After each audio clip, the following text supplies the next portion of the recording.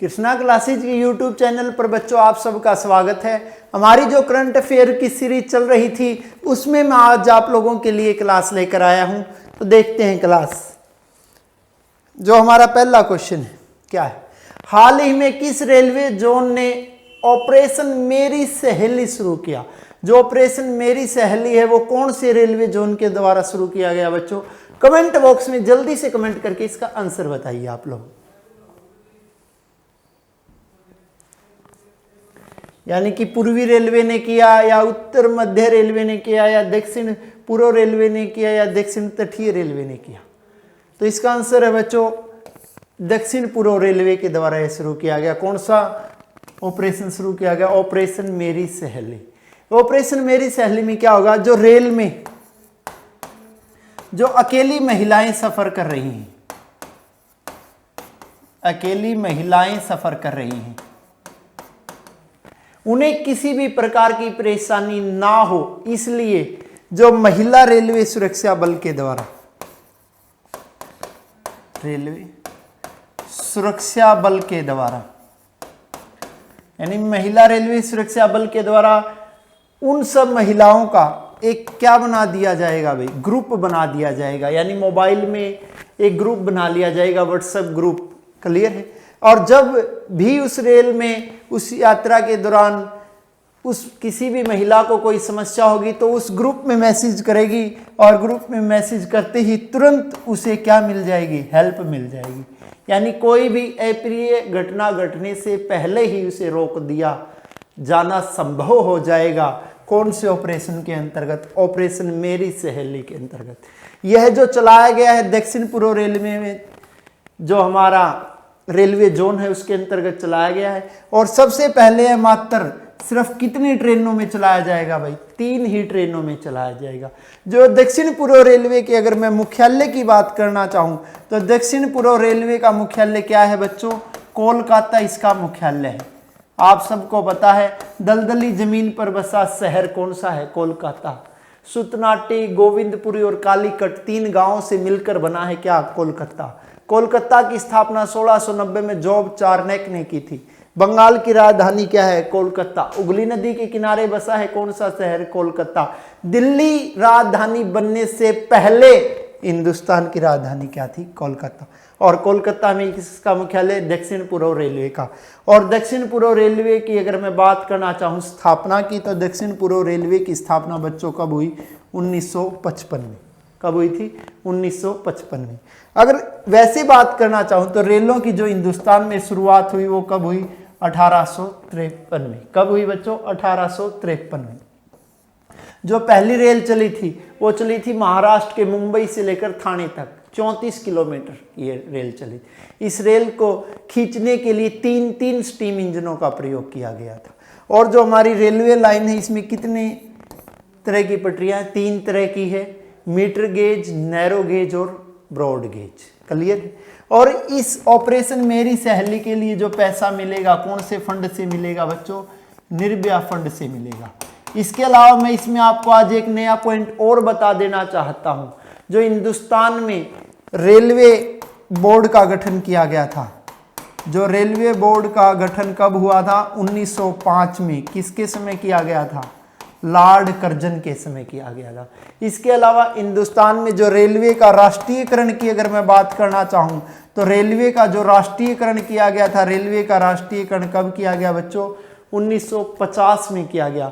आज हिंदुस्तान में रेलवे जोनों की संख्या बढ़कर कितनी होगी? 18। और 18वां रेलवे जोन कौन सा बना है? कमेंट बॉक्स में जल्दी से कमेंट करके क्विकली इसका आंसर दें आप लोग। 18वां रेलवे जोन वर्तमान में कौन सा बना है? पहले 17 थे, आज हिंदुस्तान में 18 रेलवे जोन हो गए। ये 18वां कौन सा बना है? कमेंट बॉक्स में कमेंट करके इसका आंसर बताएं। ये बना है बच्चों आपका विशाखापट्टनम।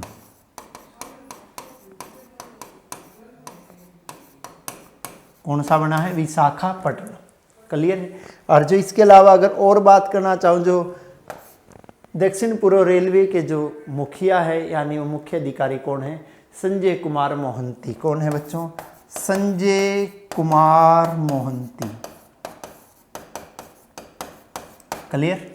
अब बात करते हैं, मैं आपको इसकी की इमेज भी दिखा देता हूँ। ये है ऑपरेशन मेरी सहेली परियोजना, यानी अब महिलाओं को कोई भय नहीं होगा, वो बिना किसी तनाव के सफ़र कर सकेंगी हिंदुस्तान रेलवे की रेलों में।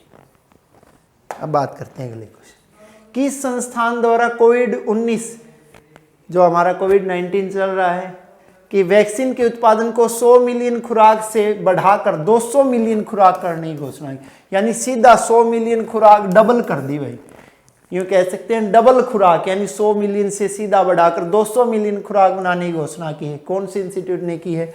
सीरम इंस्टीट्यूट ऑफ इंडिया ने। किसने की है बच्चों? सीरम इंस्टीट्यूट ऑफ इंडिया ने। जो सीरम इंस्टीट्यूट ऑफ इंडिया की अगर बात करना चाहूँ मैं स्थापना की, तो सीरम इंस्टीट्यूट ऑफ इंडिया की स्थापना कब हुई थी? 1966 में।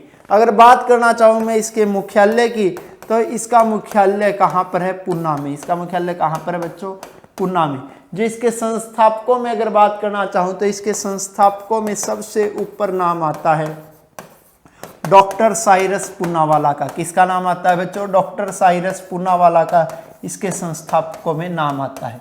जो ये संस्थान है, इस संस्थान का काम है टीके सहित जो प्रतिरक्षात्मक दवाओं का निर्माण करना, यानी टीके और जो प्रतिरक्षात्मक दवाइयां हैं,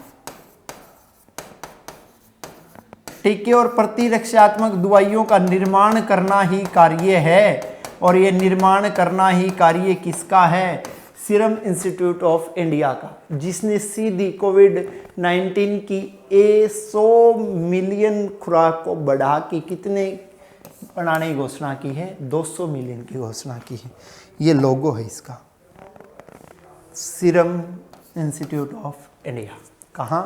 पूना। क्लियर। अब बात करते हैं नेक्स्ट क्वेश्चन, हाल ही में किस राज्य सरकार द्वारा आत्मनिर्भर भारत स्वयं पूर्ण कार्यक्रम की शुरुआत की गई? जो आत्मनिर्भर संपूर्ण कार्यक्रम है, इसकी शुरुआत किसके द्वारा की गई बच्चों? गोवा के द्वारा की गई। आत्मनिर्भर यानी सेल्फ डिपेंड, यानी किसी दूसरे पर निर्भर न होकर खुद पर निर्भर। मैं इसीलिए आपसे कहता हूँ कि तैयारी कर लो बच्चों, आत्मनिर्भर हो जाए। कब तक घर वालों से यूँ पैसे मांग के जीवन जीते रहोगे? वो दिन अब दूर नहीं है जिस दिन तुम घर वालों को ये कहोगे जरूरत है तो बताओगे। तो यानी आत्मनिर्भर भारत स्वयं पूर्ण कार्यक्रम की शुरुआत कहाँ से? गोवा से। और आप सबको पता है पुर्तगालियों ने सबसे बाद में छोड़ा था, और सबसे बाद में किसको छोड़ा था? गोवा को। यानी 1961 में पुर्तगालियों से मुक्त होने वाला भारत का कौन सा क्षेत्र है? गोवा का क्षेत्र। गोवा जिसे पहले केंद्र शासित प्रदेश और बाद में एक राज्य का दर्जा दिया गया।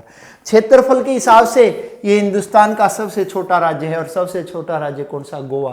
बीचों के लिए यानी समुद्री बीचों के लिए प्रसिद्ध है कौन सा राज्य? गोवा। गोवा जिसकी राजधानी है पणजी। गोवा की राजधानी क्या है बच्चों?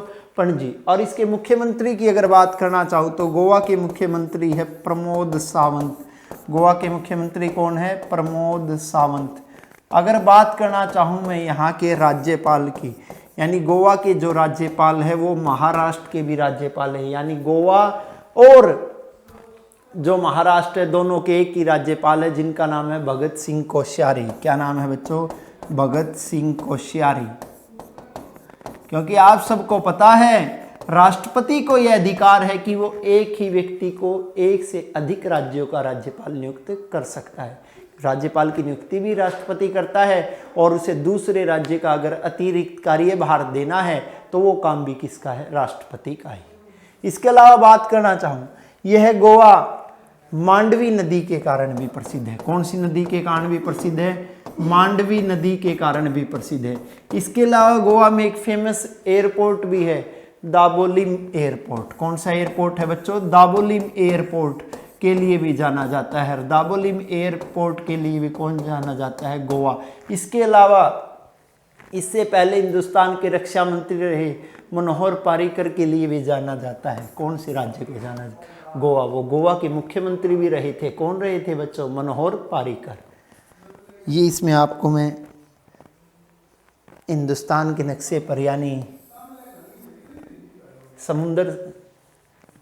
स्थलीय और जलीय दोनों तरह की सीमाएं लगती है। कौन से राज्य को लगती है? गोवा को। क्लियर। अब बात करते हैं अगले क्वेश्चन। अगला क्वेश्चन, खाद्य प्रसंस्करण क्षेत्र के विकास को गति देने हेतु किस राज्य में पहले व देश के 20वें मेगा फूड पार्क की शुरुआत की गई? यानी जो देश का 20वां मेगा फूड पार्क है बच्चों, वो कहां पर स्थापित किया गया? कहां पर स्थापित किया गया? केरल। कहां पर स्थापित किया गया? केरल में। जो ये खाद्य प्रसंस्करण क्षेत्र है, इसमें क्या होता है, जो हमारे खाद्य पदार्थ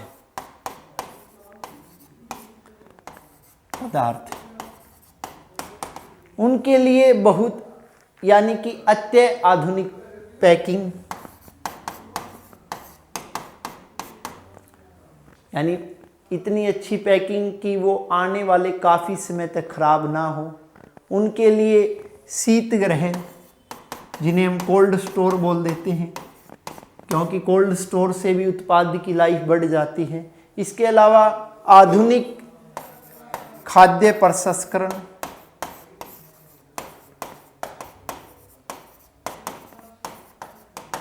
सीधी सी बात है, जो खाद्य उद्योग है, खाद्य उद्योग में खाद्य वस्तुओं की आयु को बढ़ाने के लिए स्थापित किए जाते हैं। क्या स्थापित किए जाते हैं? ये जो है आपके कौन से पार्क? Mega food park. कौन से पार्क? मेगा फूड पार्क, ताकि जो खान पीने की वस्तुएं हैं उनकी लाइफ को बढ़ाया जा सके, यानी उन्हें इस योग्य बनाया जा सके कि वो लंबे समय तक मनुष्य के द्वारा प्रयोग में लाई जा सके।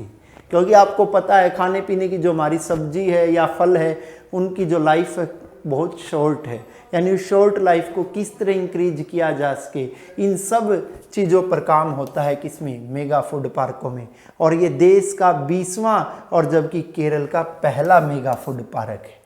क्लियर है। अगर वैसे बात करना चाहूँ तो पूरे भारत में जो पहला मेगा फूड पार्क बना था वो कहाँ पर बना था? देवास। देवास आप सबको पता है जो कहाँ पे पड़ता है? मध्य प्रदेश में।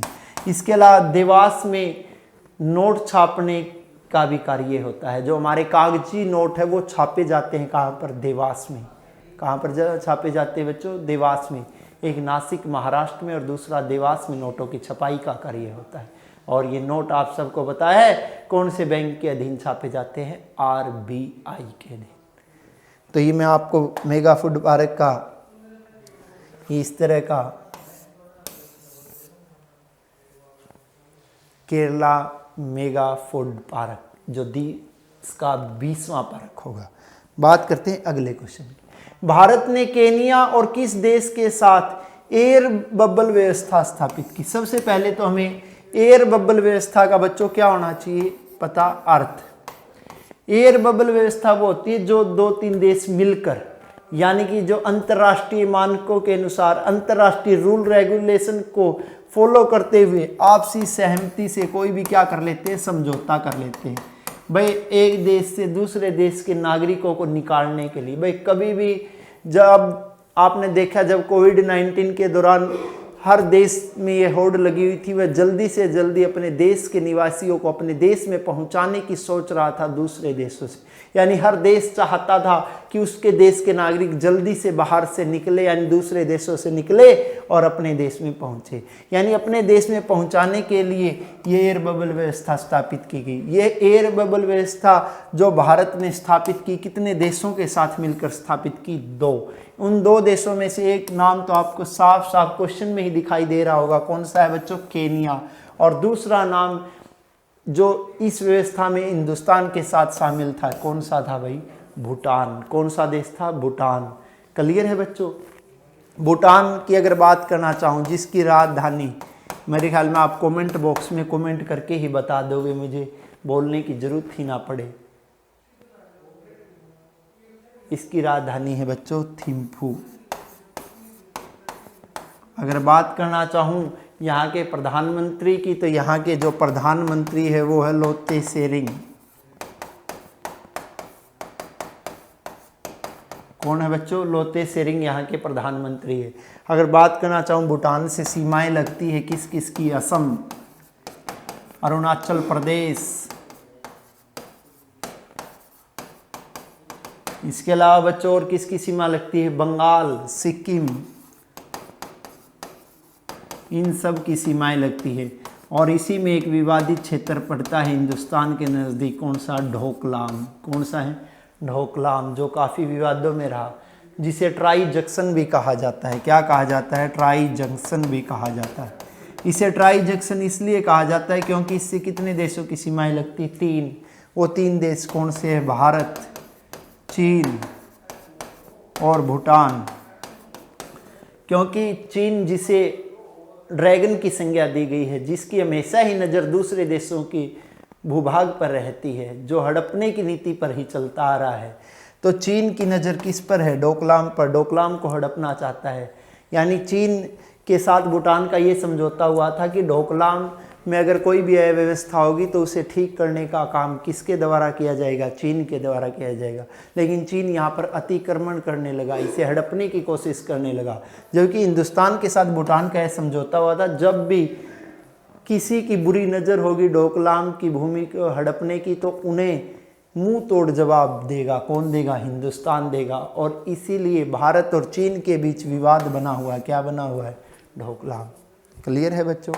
तो बात करते हैं आपके सामने एयर बबल व्यवस्था के एक एयर प्लेन का दृश्य दर्शाया गया है। अगला क्वेश्चन, हाल ही में तीसरी पीढ़ी के किस युद्धक टैंक से डीआरडीओ ने एंटी टैंक गाइडेड मिसाइल का प्रशिक्षण किया? कौन से टैंक से किया बच्चों? कमेंट बॉक्स में कमेंट करके इसका आंसर बताओ आप लोग। और जो ये है डीआरडीओ के द्वारा निर्मित है ये टैंक, जिससे किया गया है, कौन सा है बच्चों? अर्जुन। जिसकी अगर अर्जुन की बात करना चाहूँ, ये महाभारत का अर्जुन नहीं है, यह महाभारत का अर्जुन नहीं है, यह महाभारत के अर्जुन से कम भी नहीं है, यह तीसरी पीढ़ी का एक युद्धक टैंक है। क्लियर है? जिसकी गति की अगर बात करना चाहूँ, जिसकी समतल भूमि पर गति है 67 किलोमीटर पर आवर, यानी 67 किलोमीटर प्रति घंटे की रफ्तार से जो दौड़ता है यह समतल भूमि। अगर बात करना चाहूँ पर्वतीय क्षेत्र या असमतल भूमि की, तब इसकी गति कितनी है बच्चों? 40 किलोमीटर प्रति घंटा। कितनी है?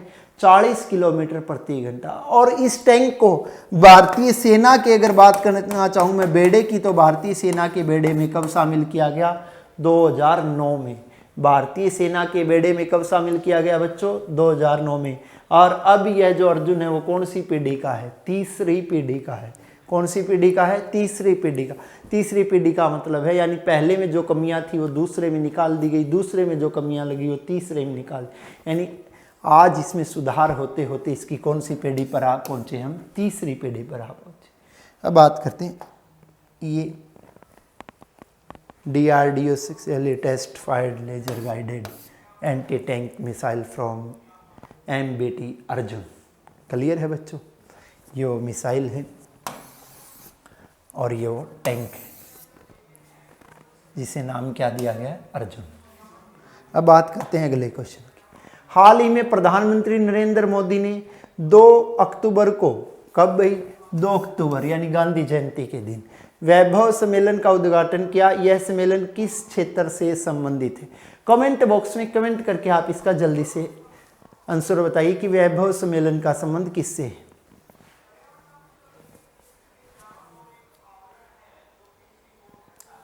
इसका संबंध है बच्चों विज्ञान और प्रौद्योगिकी से। किससे संबंधित है ये?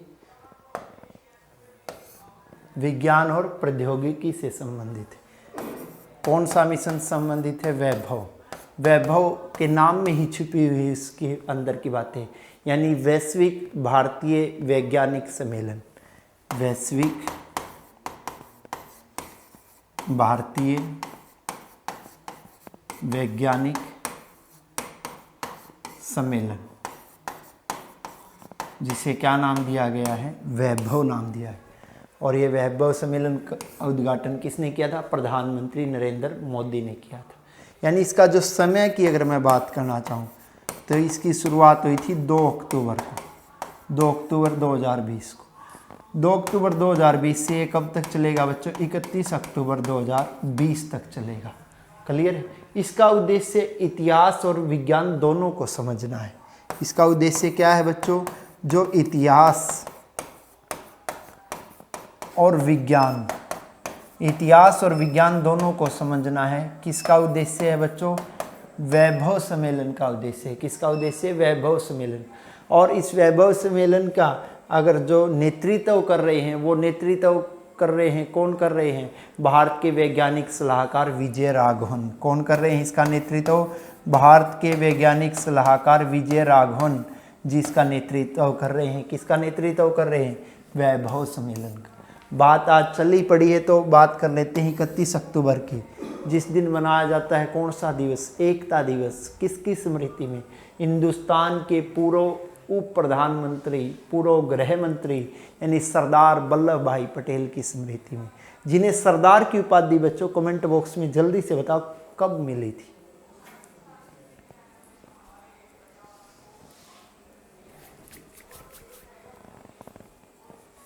कब मिली थी बच्चों? 1928 में। कौन से सत्याग्रह के बाद? बारदौली सत्याग्रह के बाद। बारदौली जो आपका पड़ता है गुजरात में। अंग्रेजों ने क्या किया था? टैक्स की दर 6.3% से बढ़ाकर सीधी 30% कर दी थी। और बढ़ी हुई टैक्स की दर के खिलाफ बारदौली की महिलाओं ने आवाज़ उठाई थी और उसी का नेतृत्व किया था वल्लभ भाई पटेल ने।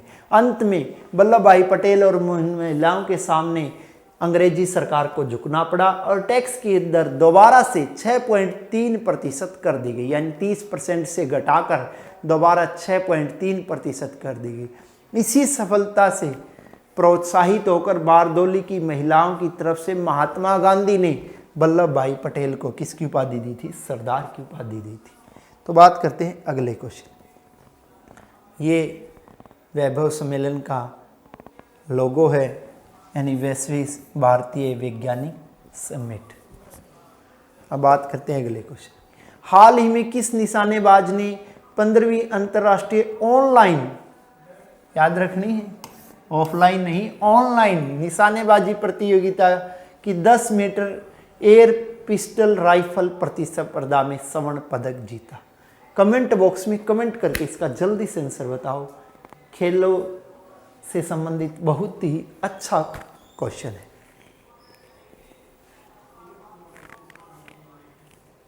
किसने जीता बच्चों? विष्णु शिवराज पांडियन ने। विष्णु शिवराज पांडियन जिनकी आयु मात्र कितने वर्ष है? 16 वर्ष। यानी 16 वर्ष के विष्णु शिवराज पांडियन ने कौन सी अंतर्राष्ट्रीय प्रतिस्पर्धा में? 5वीं अंतर्राष्ट्रीय प्रतिस्पर्धा में कितने मीटर? 10 मीटर एयर राइफल में कौन सा पदक जीता है? स्वर्ण पदक जीता है। इसमें बात करना चाहूं तो मैं इसमें कुल कितने देशों के खिलाड़ियों ने भाग लिया था? 15 देशों के खिलाड़ियों ने भाग लिया था। और उन 15 देशों के खिलाड़ियों में प्रथम स्थान कहाँ के खिलाड़ी को मिला है? भारत के खिलाड़ी को मिला है। और भारत के उस खिलाड़ी का क्या नाम है? विष्णु शिवराज पांडियन। यह प्रतियोगिता बच्चों जो ऑनलाइन चली थी, मात्र कितने दिन चली थी? 2 दिन ये प्रतियोगिता चली थी। कितने दिन चली थी? 2 दिन ये प्रतियोगिता चली थी। क्लियर? अब बात करते हैं, ये हैं हमारे विष्णु शिवराज पांडियन जी। क्लियर? अगला क्वेश्चन। हाल ही में किस देश ने दुनिया का पहला asteroid mining robot, asteroid mining robot यानी NEO-1 लॉन्च करने की घोषणा की है? कमेंट बॉक्स में कमेंट करके इसका जल्दी से आंसर बताइए।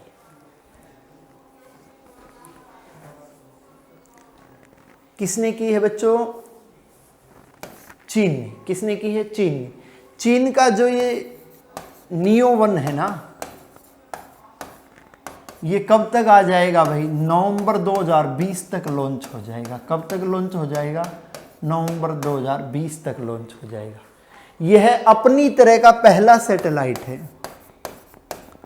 अपनी तरह का पहला सैटेलाइट है। इस सैटेलाइट का उद्देश्य जो मंगल ग्रह और बृहस्पति ग्रह के बीच में क्षुद्र ग्रह बोल सकते हैं आप, या एस्ट्रॉयड बोल सकते हैं। क्या बोल सकते हैं? एस्ट्रॉयड बोल सकते हैं। जो मंगल ग्रह और बृहस्पति ग्रह के बीच में एस्ट्रॉयड है, यानी उन पर जो खनिज संसाधन है, खनिज संसाधन है, उनकी क्या करना भाई, पहचान करना, और भविष्य में उनका किस प्रकार खनन किया जा सकता है, इस क्षेत्र में कार्य करना। पहला तो उन खनिज संसाधनों की पहचान करना, और दूसरा भविष्य में उनका खनन किस प्रकार हो सकता है, इस चीज के लिए पॉलिसी बनाने के उद्देश्य से यह सैटेलाइट लॉन्च कर रहा है। कौन सा देश? चीन। और चीन की भी अगर बात करना चाहूँ, कहाँ की एजेंसी ये लॉन्च कर रही है? बीजिंग की एक एजेंसी लॉन्च कर रही है जिसका नाम है ओरिजिन स्पेस। क्या नाम है? Origin space. यानी ओरिजिन स्पेस के द्वारा यह लॉन्च किया जा रहा है। क्लियर है बच्चों? तो बात करते हैं अगले क्वेश्चन। अगला क्वेश्चन, हाल ही में अमीर शेख सभा के निधन पर भारत ने एक दिन का राजकीय यानी राष्ट्रीय शोक घोषित किया। अमीर शेख सभा का संबंध किस देश से है? यानी अमीर शेख सभा का संबंध बच्चों कौन से देश से है? जैसे आपको नाम से ही पता लग गया, किससे? कुवैत से। ये अमीर शेख सभा जी का जो निधन हो गया, कितने वर्ष की आयु में? 91 वर्ष की आयु में। इनका निधन कब हुआ बच्चों? 4 अक्टूबर को। इनका निधन कब हुआ? 4 अक्टूबर को। तो इसके निधन होने के कारण हिंदुस्तान के गृह मंत्रालय के द्वारा क्या घोषित कर दिया गया? 4 अक्टूबर को राष्ट्रीय शोक घोषित कर दिया गया। और राष्ट्रीय शोक जिस दिन घोषित हो जाता है उस दिन हिंदुस्तान का राष्ट्रीय ध्वज क्या कर दिया जाता है? आधा झुका दिया जाता है। आधा क्या कर दिया जाता है बच्चों? आधा झुका दिया जाता है। क्लियर है? और बात करना चाहूं तो इस दिन सरकारी इमारतों में, यानी कि सरकारी इमारतों में किसी भी प्रकार का जो सरकारी मनोरंजन का, सरकारी इमारतों में किसी भी प्रकार का सरकारी मनोरंजन का कोई भी कार्यक्रम नहीं होता है। सरकारी इमारतों में सरकारी मनोरंजन का कोई भी कार्यक्रम नहीं होता है। क्लियर है? इनकी जगह जो लेंगे शेख सभा की जगह कोई और नहीं के छोटे भाई लेंगे, और इनके छोटे भाई जो इनकी जगह लेंगे उनका नाम है शेख नवाफ। क्या नाम है बच्चों? शेख नवाफ। जो इनके छोटे भाई वो जगह लेंगे। इसके अलावा कुवैत की बात आई तो मुझे कुवैत से संबंधित एक अक्षय कुमार की मूवी की भी याद आ जाती है। अगर आप लोगों ने देखी हो तो कभी देखना अगर समय मिले तो। एयरलिफ्ट। जब ये खाड़ी देशों के बीच युद्ध हुआ तो हिंदुस्तान के बहुत सारे नागरिक जो कुवैत में फंसे हुए थे उन्हें भारत सरकार के द्वारा एयरलिफ्ट करके निकाल लिया गया। इस तरह की योजना जैसे बब्बल योजना वो देशों ही सहमति से हुई थी, लेकिन यहाँ हिंदुस्तान ने एयरलिफ्ट करके अपने नागरिकों को जो कुवैत में फंसे हुए थे उन्हें निकाल लिया। ये हैं